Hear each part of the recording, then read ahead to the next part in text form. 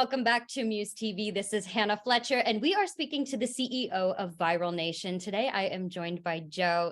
I'm so excited to be able to have this opportunity to speak with you and to pick your brain all about this content creator side of the industry. Thank you so much for joining me. Talk to me a little bit about what a common misconception is about influencers in this space, and also, like, should we be calling these types of people influencers? Is there a better term? Should we be calling them content creators? I kind of want to start there and start to pick your brain and hear what you have to say in regards to all of that. Yeah, no, of course. And thank you for having me. It is such a pleasure.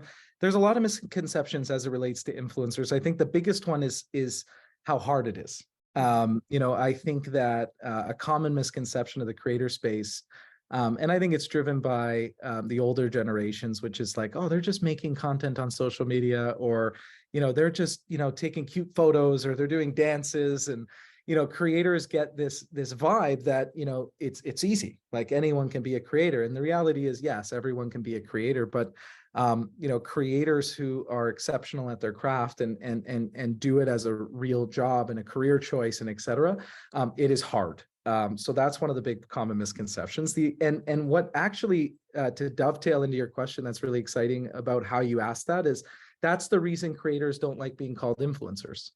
So what's interesting is, if you ask any influencer, like, do you like being, I hate the word influencer. I hate the word influencer, because I think in the early days of influencers growing on social, the word influencer got kind of pasted on flat tummy tea campaigns, and, hawking random things on Instagram, and, creators who are maybe a little bit risque, or, so that early days of the creator economy kind of growing into fruition, I think for a lot of folks made the word influencer seem almost demeaning. So creators are kind of stuck in this fight between, some are like, I'm an influencer, I guess. I don't love the word, but like, I'm an influencer, I'll own that. And some are like, call me a creator, because I'm like a creator. But I think ultimately, one of the things that Viral Nation is going to try to do this year at some point, I keep bugging our CMO to do it, is I want to do like a vote in the entire influencer space. Be like, hey guys, listen, let's figure this out. Here's what you're being called today: influencer, creator. What do you want to be called? Which one of those do you like? Because, I feel like sometimes influencers feel like an inferior celebrity to regular celebrities and athletes and stuff like that. And they feel like, they're very appreciative of their position. So I think they'd never really fight back. So I'd love to hear their opinion at large around what they want to be called, kind of in the future, because I don't think influencers are going anywhere soon. Definitely not. I think that content creators / influencers, TBD, right? TBD. Right. I feel like it's kind of the new way of just advertising and marketing. And I love the relatability factor that comes with it. I think that it's really smart. I mean, I have a degree in acting myself, so obviously moving out to LA, it was like, oh yeah, commercials. But I see why there are content creators stepping into the space, and even like brands selecting who they feel like they're in alignment with. I think that it's a very consumer friendly type of approach when you have somebody like that. When you see somebody like you, yes, they have a following, but they're very much like you and I, and then they're backing a product that they're in alignment with. I think that, I mean, I'm influenced all the time. That's why I have such a high respect, because I'm like, these people are getting, I'm hoping that their affiliate marketing is going so well on their end, because I'm using their codes at the checkout constantly. They need to get by Wells Fargo, But talk to me a little bit about, I'm going to kind of skip around a little bit. Talk to me about your company and being the CEO, and what your journey was like creating Viral Nation. I know that you rep some huge clients, so talk to me about your process and your journey. Listen, I'm just like a regular dude from Canada who, had just like a crazy idea that influencers should make money. So in like 2013, I used to wait for my business partner, Matt, to show up so we could carpool to work together. And I used to watch Vine videos for like 25 minutes every day, because he was always late. So that's kind of why I got hooked to Vine. And then one day I just said to him, I said, listen, man, there's these young people on here. They're getting millions and millions and millions of people watching their stuff every day. And like, they don't make any money. And like, their content's amazing. So like, I said to Matt, do you think we could make them money? Like, that was kind of the precipice of the whole company, was like, can we make these young people money? So we signed a couple of those creators. And funny enough, one of the first guy we ever signed is actually sitting outside of my door. But the idea was, how do you help creators monetize was the beginning.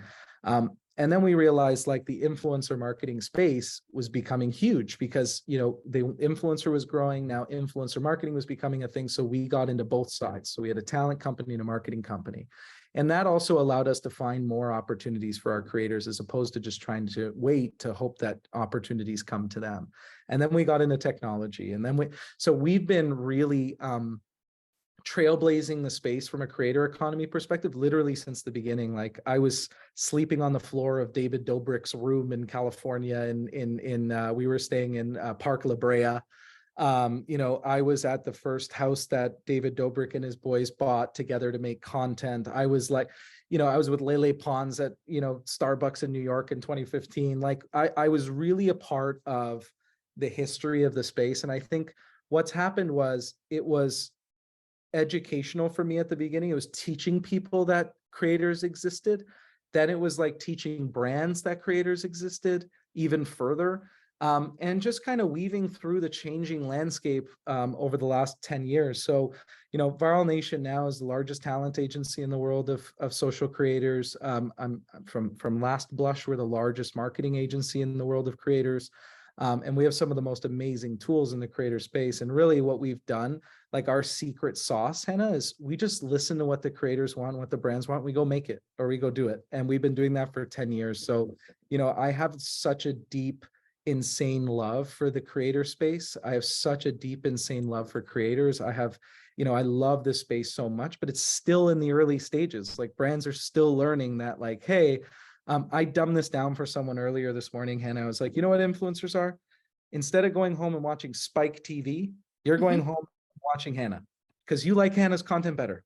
That's an influencer. There's, you know, it's just a different form of media. And we're choosing, like, I would rather listen to Hannah talk to me because I relate to her. And I think she's she's an expert. She's so cool. She's so relatable. You don't get that from traditional media. So really it was just creators stole the attention of young people and kept it. So it's really exciting. The whole space is insanely cool. Yeah. Well, I think it's so, what I love about what you just said, I love your answers. You're so well spoken, but like, I love that you just are saying like David Dobrik and Lele. I mean, I grew up, I was on the back of the bus, like watching their videos all the time on YouTube. Right. So I love that you were a part of that journey and that you were able just to. low key call me old a little bit. Did that? No, you're not. Oh, you're cool. I was on the You're back of the bus in elementary school while you were hanging out with Lele Paz. No, not I was I'm in just high kidding. school. I'm just kidding. I'm just kidding. No, but I think that that's so neat that you were able to be like a part of their journey and to like join in and to obviously, you know, you gained an understanding and an education by doing, which I think is fantastic. I mean, one of the things that I was considering after I achieved my BFA in acting was like, do I go and get an MFA? And then I actually had somebody tell me one time, they were like, why don't you just go and just dive in and market your youth? You look young. Why don't you just go market that? So I think that the best education that you can get is the kind that you just kind of throw yourself into and being able to learn as you go. That was always my problem, Hannah, with the creator space was it's so easy to access. So like, it's so simple for someone with a little bit of an entrepreneurial flair to say, hey, talent, sign with me. Right. Because the talent doesn't know what they're doing and neither does that person. So the problem with the creator space, and same for brands, and is, you know, creators are just, we talk about how amazing it is that they're just like you and I, but it's also their Achilles heel, because now you have people like your friends who overnight now have an audience and are growing and have a business. You know, you said earlier that you took acting, right? Acting develops a chip on your shoulder. You don't go from like school to Leonardo DiCaprio's next co-host in a movie, right? So there's that grind, right? And you got the chip and you've been through the auditions and you've seen the crap and you've seen the agents and you've gone through the stuff and then you become successful, right? So through that journey, you're learning when the stakes aren't that high so that when they become high, now all of a sudden you kind of know what you're doing or you have the right people around you. Creators go from like, hi mom, I'm going to the basement, to like, holy shit, 1 million people are watching me play Call of Duty. So the problem with that becomes is their acumen doesn't match their ability to deliver that. So a lot of people throughout the last 10 years have really begun to take advantage of creators, have really turned them in the wrong directions. You have a lot of creators who have kind of promoted too much stuff and killed their audiences. You have, I've seen it all. And I think that's probably the most concerning part for me, is like the creator space in aggregate is the most amazing space literally in the world, but it's also one of the worst places in the world to do business. And that's why, like, Viral Nation being who we are and having such a good reputation is because we were in with them. I built the business because I saw what Scotty Sire and David Dobrik and these guys wanted. I was in the brands, activating the influencers that I knew to get them outcome. And because it was a hot space, so many companies dove into it, not because they understood it or wanted the best for the creator, but they saw an opportunity to make lots of money or raise lots of money. So during the last 10 years, creators have been through a lot of stuff. And I think now we're coming out the other end where, you know, the successful companies are emerging, creators are getting smarter. There's just a general maturity happening in that space that I've been desperate to see happen. And I finally think it's kind of starting to kick in. Definitely. Well, into that, I want to kind of segue into the next part, which is obviously the meat of what I want to talk about with you today. Is there's this idea with content creators that I know that exists where, like you said, they don't have that gentle period of time. Like, it's normally like they might have a video go viral and then they continue to go viral, or they may wait for a little while longer and then another one goes. They don't really have that period of time, like you said, like actors do, where they understand the journey, they understand the process. It's an understood journey to a certain degree. Exactly. Right. You don't graduate and just pop out into a movie and be, Right. unless you're like the whole cast of Riverdale. But other than Right. that, like it's a journey. So what I'm trying to say is the content creator space, I think that their work is so easily dismissed, and I don't think that it ever should be. And that because they did shoot to fame quicker than the actor or the director, that people just kind of crap on that, and they really shouldn't. So talk to me about how you're collaborating with Trip Taylor, which I have interviewed the entire cast of Jackass. They're a trip and a half, those boys. Talk to me a little bit about what the process is going to be like working with Trip, and how you guys are going to kind of break the stereotype that exists that a content creator shouldn't have the same type of respect as a stereotypical actor, director, what have Well, you. so to go a little deep with you here, stop me if I'm going too far, but it's like there's different types of creators, right? And people blanket them together. That's the other problem, is like, yeah, there's some who are overnight successes. We see a lot of like that Catch Me Outside girl from Dr. Phil, or, you know, the really cute guy who like all of a sudden went from like 20,000 followers to 2 million and getting 300,000 likes. And, you know, obviously the sexually provocative stuff we see on social media gains massive attention too, right? So that whole sexy growth stuff. And, you know, but then in the background, Hannah, like the 10% of creators who drive the market and make the most money, like we have YouTubers who've been doing it for 14 years. We have creators who literally work 14 hours a day for the last 5 years to develop their audience, mostly in long form videos. So the way I've kind of begun to classify it over my life in this business is like, there's creators we like to look at, there's creators who we respect, and there's creators who we want to be like, right? And I think that really starts to break down the space, right? Because it's almost like I like to be entertained by you or see what you're showing me, but I don't necessarily, you know, let's say genuinely respect your opinion, or for whatever reason, if you told me go buy this car, I'd be like, okay, what, like, why is she telling me that, or he? Then you have the folks kind of in the middle who are more educational, right? So they're not telling you to buy something, you're just showing you how awesome it is, or they're showing you 18 of that product, or they're, you know, they're kind of that media middle. And then you have the creators, and these are folks who like pave their own trail, like Mark Rober on YouTube. He's an engineer from NASA, and the guy creates these amazing inventions, and he's more of a production. So like when you start to see the world of creators for what it is, you can really unpack it. And then like dovetailing into the Trip Taylor thing, you know, I think that creators' content is better than what I'm seeing on Netflix and what I'm seeing on Hulu and what I'm seeing on TV. I really do. And I felt a need in our talent company.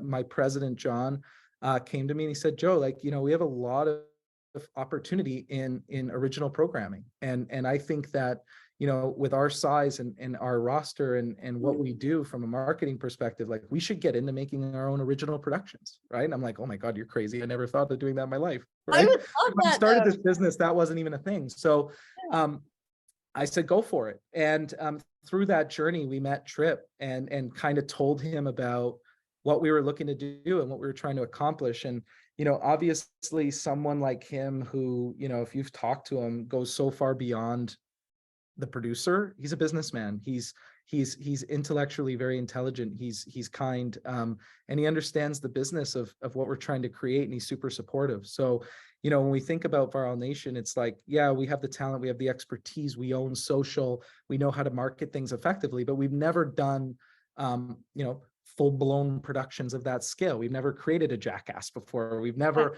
so someone like him validating that the way we're thinking and what we're producing and what we're creating is really meaningful, and wanting to do a partnership with us was huge, because I have a ton of respect for people, not for the content they create, but the process it takes to create it, and the legacy that guy has developed over time. And I like to, when I get into new areas of business, align myself with the best people in those categories. And I just felt really connected to him and what he brings. And I also think that he's been very good at staying inside of culture all the way up until recently, and all this. He's very culturally relevant, right? He knows how to move with what people want. And, ultimately it was a no-brainer for us to do a partnership with him to get into creating these original productions. Fantastic. So are you guys aiming to basically have like event, and I don't know what a timeline looks like. If you do, feel free to disclose it if you can, but like, Yeah. are you guys looking to have like an influencer version of like streaming in a way, or like a content creator version of like Netflix or like a Hulu or something like that? That I think at the onset, it's really about just developing amazing content that lives on one of those platforms. I think that the streaming war is, they've stormed Vimy Ridge, they've gone up the hill, they've all fought. Like, I think getting into that space at this point would be a little crazy. Yeah. But I think that, they've done such an amazing job at changing the landscape of how people consume media. And I think that's become very conducive to like what we're trying to create. So I see them as all strategic partners to what we're trying to produce and what we're trying to create. But I think ultimately what we're trying to do is create amazing, exceptional content that people love, that's different. And that's stemming in creators, right? Is what they're doing on YouTube's killing it.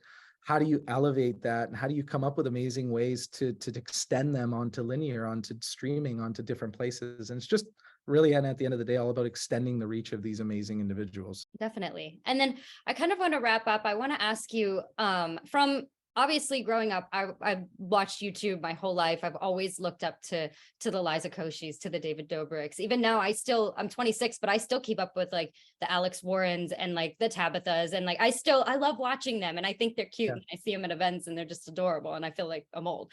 So Right.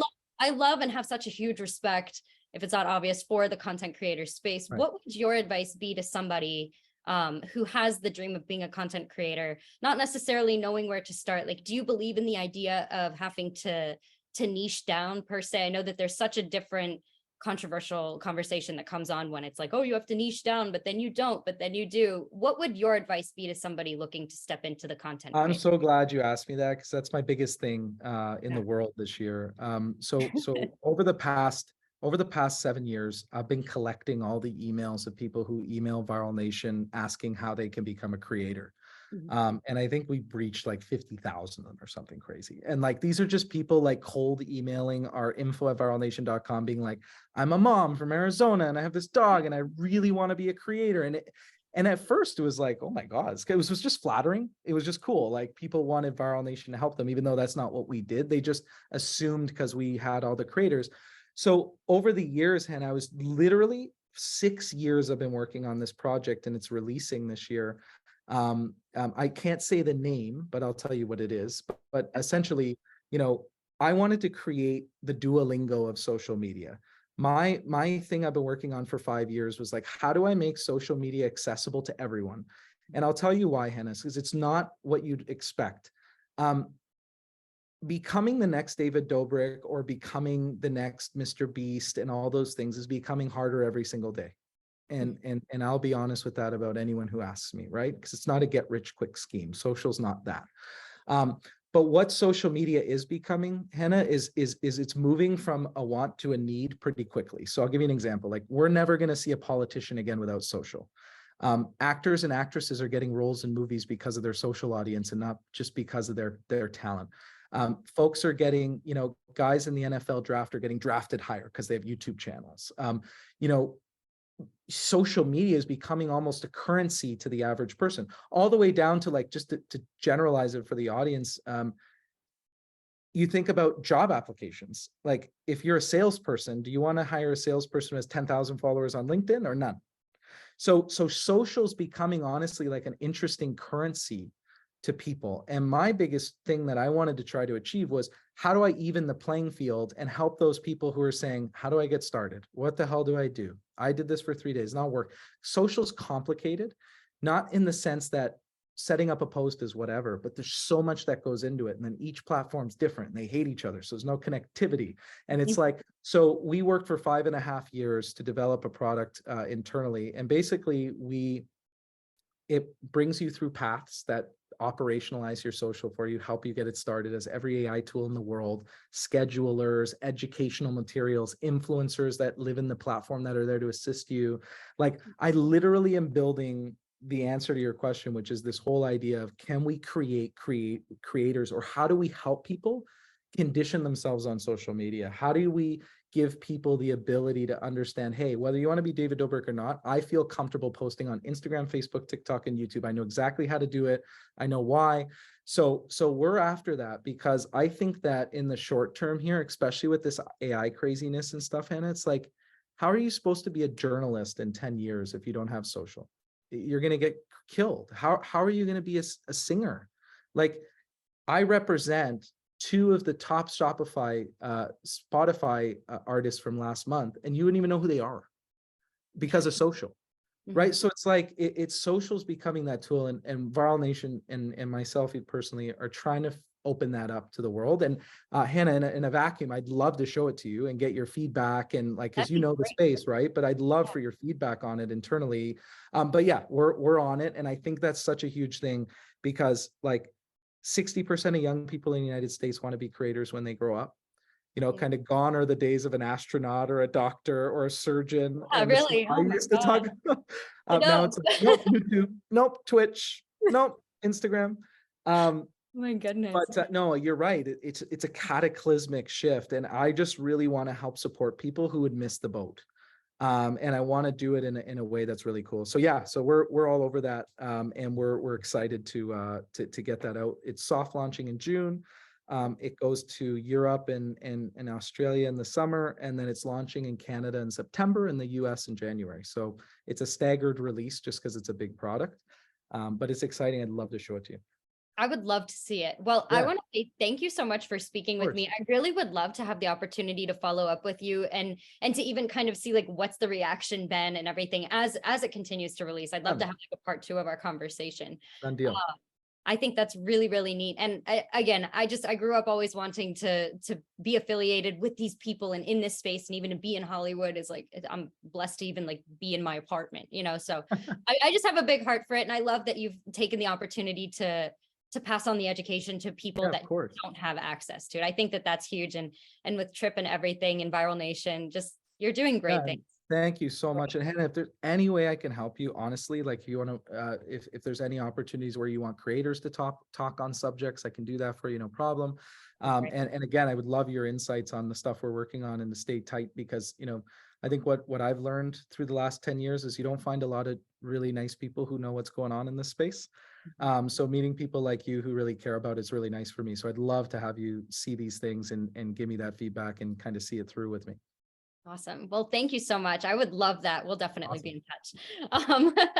Awesome. Thank you so much. And thank you guys so much for watching this wonderful interview with Joe, the CEO of Viral Nation. And make sure that you guys like our video and subscribe, and we will see you guys in the next video. Thank you guys.